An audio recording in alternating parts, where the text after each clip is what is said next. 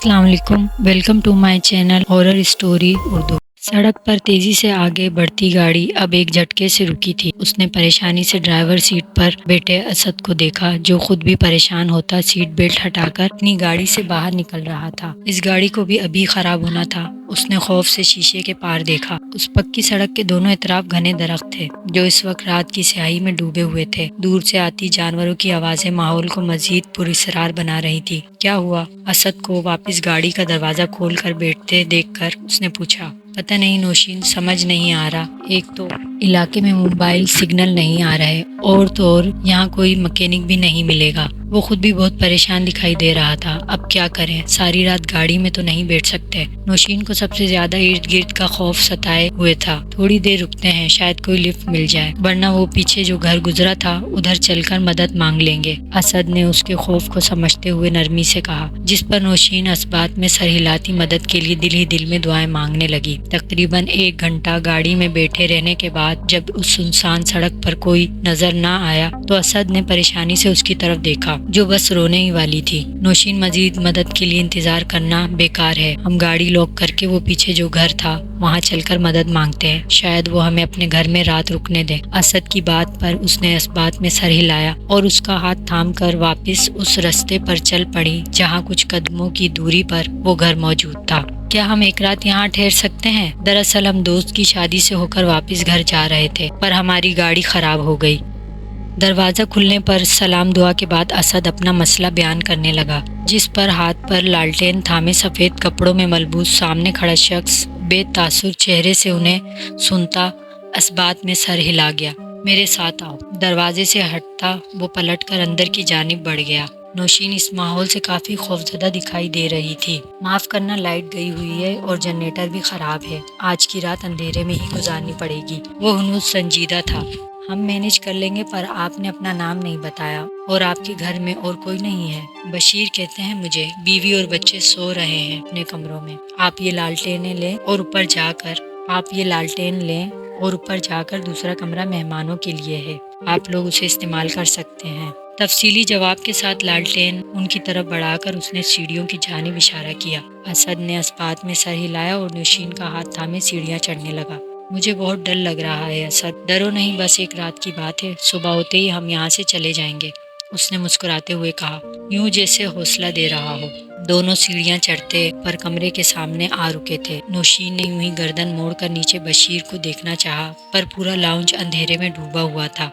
दरवाजा खोलकर असद ने उसे अंदर जाने का इशारा किया। नौशीन ने डरते डरते अंदर कदम रखा और चारों जानिब नजर दौड़ाई। लालटेन की मध्यम रोशनी में भी वो अंदाजा लगा सकती थी कमरा इंतहाई साफ सुथरा और खूबसूरती से सजाया गया था, जैसे आज ही इसकी सजावट की गई हो। स्ट्रेंज, क्या हुआ? नौशीन की आवाज पर लालटेन को टेबल पर रखते असद ने चौंक कर उसकी तरफ देखा। कमरा ऐसे तैयार किया हुआ है जैसे हमारे आने का पहले से ही पता हो, और हैरत की बात है कि कमरा लॉक तक नहीं था। हालांकि उस आदमी के मुताबिक ये कमरा मेहमानों के लिए है। हैरान कुन बात तो ये भी है, उसने हमारे बारे में कुछ नहीं पूछा और फौरन रात रुकने की इजाजत दे दी। लेकिन खैर, सुबह होते ही हम यहाँ से निकल जाएंगे, इसलिए ज्यादा सोचो नहीं और बस सोने की तैयारी करो। रात बहुत हो गई है। मगर तभी दीवार पर लगी तस्वीर जोरदार आवाज के साथ नीचे गिरी। असद ने आगे बढ़कर तस्वीर को उठाते हुए बगौर उसे देखा। लालटेन की फैली रोशनी में वो बेरंग तस्वीर, जिसमें उदास बैठी लड़की हाथ में सुर्ख रंग का दिल पकड़े हुए थी, उससे खून टपककर जमीन को भी सुर्ख कर गया था। ये वाहिद रंग था जो इस तस्वीर में दिखाई देता देखने वाले को वहशत में मुब्तला कर देता था। असद ने घबराकर इस तस्वीर को वापस दीवार पर लटकाया और एक आखिरी निगाह उस पर डालकर फौरन फैली।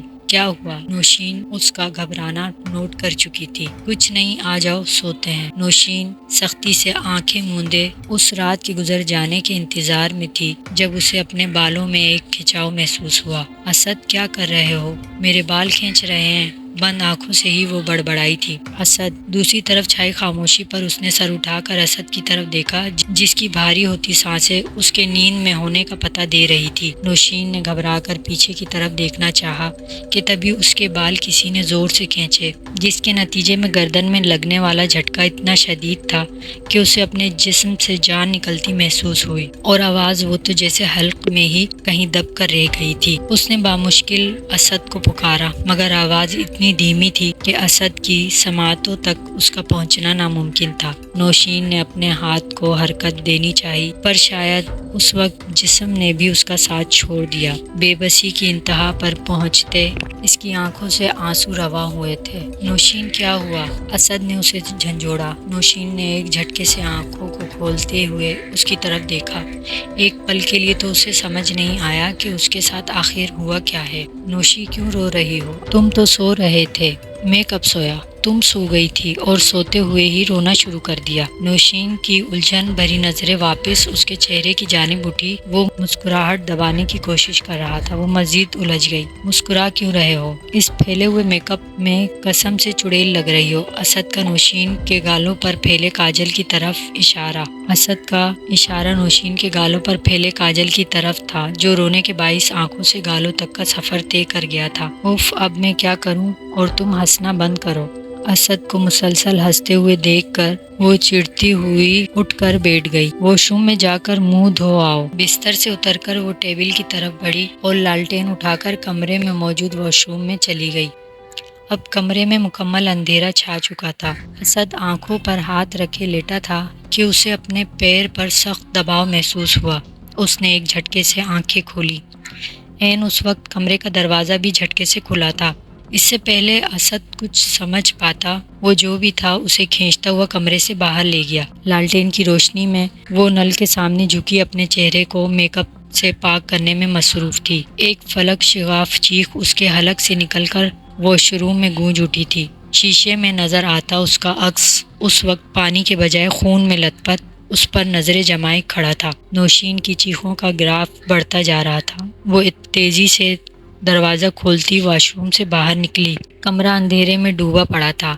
اس نے بدحواسی میں اسد کو پکارا مگر خاموشی۔ اسد آنکھیں اندھیرے سے مانوس ہوئی تو اس نے دیکھا کمرہ خالی تھا۔ جب دروازہ کھلا ہوا تھا وہ خود بھی بھاگتی ہوئی کمرے سے باہر نکلی۔ اسد، کہاں ہو تم؟ اسے رونا آنے لگا۔ تنہا اس اندھیرے میں ڈوبے گھر سے اسے خوف محسوس ہو رہا تھا۔ اسد، اس نے پھر پکارا۔ جب دوسرے کمرے سے اسد کے چیخنے کی آواز سنائی دی، نوشین تیزی سے اس طرف بڑھی۔ دروازہ دھکیل کر اس نے جیسے ہی اندر قدم رکھا، سامنے ہی چھوٹی بچی کھڑی نظر آئی۔ کون ہو تم؟ اس نے حیرت سے پوچھا۔ دوسری جانب خاموشی چھائی رہی۔ وہ بچی بس خاموش کھڑی اسے دیکھتی جا رہی تھی۔ بشیر کی بیٹی ہو؟ چلی جاؤ یہاں سے۔ مرد اور عورت کی ملی جلی آواز میں اپنے سوال کے بدلے ملنے والا جواب اور آواز سے ایک بار پھر بھاگنے پر مجبور کر گیا۔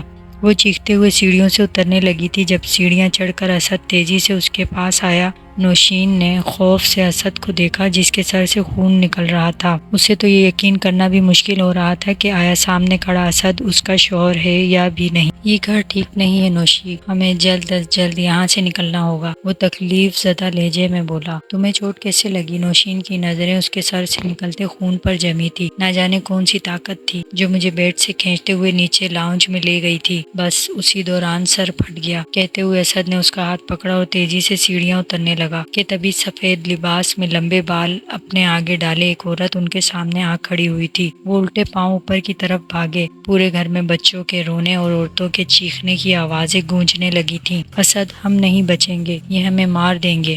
کانوں پر ہاتھ رکھے وہ روتے ہوئے بولی۔ نوشین، پلیز رو نہیں، ہم نکل جائیں گے یہاں سے، تھوڑی ہمت کرو۔ اس نے اسد کا ہاتھ مضبوطی سے اپنی گرفت میں لیا اور چھت کی جانب جاتی سیڑھیوں کی طرف بڑھا تھا۔ جب وہی عورت چاروں ہاتھوں پیروں پر چلتی سیڑھیاں اترتی دکھائی دی، وہ واپس نیچے کی جانب بھاگے۔ اسد، میرا پاؤں! تیزی سے بھاگتے ہوئے نوشین کا پیر مڑا۔ وہ وہیں پیر پکڑ کر بیٹھ گئی۔ نوشین، ہمت کرو پلیز۔ اسد نے اس کا ہاتھ پکڑ کر کھڑا کیا اور اسے نیچے لاؤنج کی طرف بڑھایا۔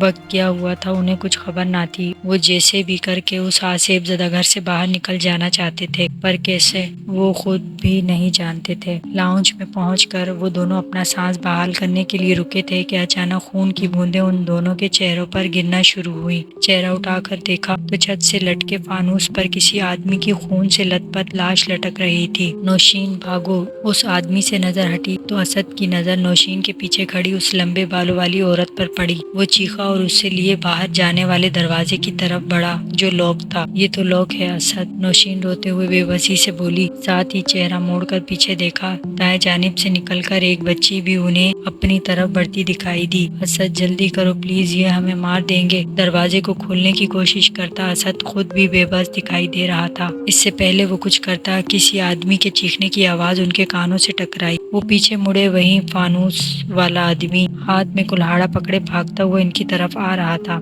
ان دونوں نے سختی سے آنکھیں میچ لی۔ اب موت سے بھلا کون بھاگ سکتا تھا؟ اس آدمی نے کلہاڑا اسد کی طرف پھینکا، جس کے ساتھ ہی ایک زوردار آواز اس تنہا گھر میں گونجی تھی۔ وہ پھر سناٹا چھا گیا، موت کا تھا سناٹا۔ اسد، نوشین نے آنکھیں کھول کر دیکھنا چاہا پر چہرے پر پڑتی تیز روشنی اسے واپس آنکھیں بند کرنے پر مجبور کر گئی۔ نوشین، اسد کی آواز۔ نوشین دوبارہ بمشکل آنکھیں کھول کر دیکھا، چہرے پر پڑتی یہ روشنی سورج کی روشنی تھی اور سامنے ہی دروازے پر دو آدمی کھڑے تھے۔ تو کیا صبح ہو گئی تھی؟ اور اسد کا خیال آتے ہی اس نے خوف سے نظریں گھمائیں، پر وہ تو برابر میں ہی صحیح سلامت کھڑا ان آدمیوں کو ہی دیکھ رہا تھا۔ کون ہو تم لوگ اور اندر کیسے آئے؟ ان میں سے ایک آدمی نے پوچھا۔ وہ ہم، اور اسد انہیں سب کچھ بتاتا چلا گیا، جسے سن کر اس آدمی نے گہرا سانس لیا اور ان دونوں کو دیکھا۔ میں بشیر ہوں اور یہ میرا گھر ہے۔ اس آدمی کی بات پر اسد نے بے یقینی سے اسے دیکھا۔ یہ رات والے بشیر سے بالکل مختلف تھا، جبکہ نوشین تو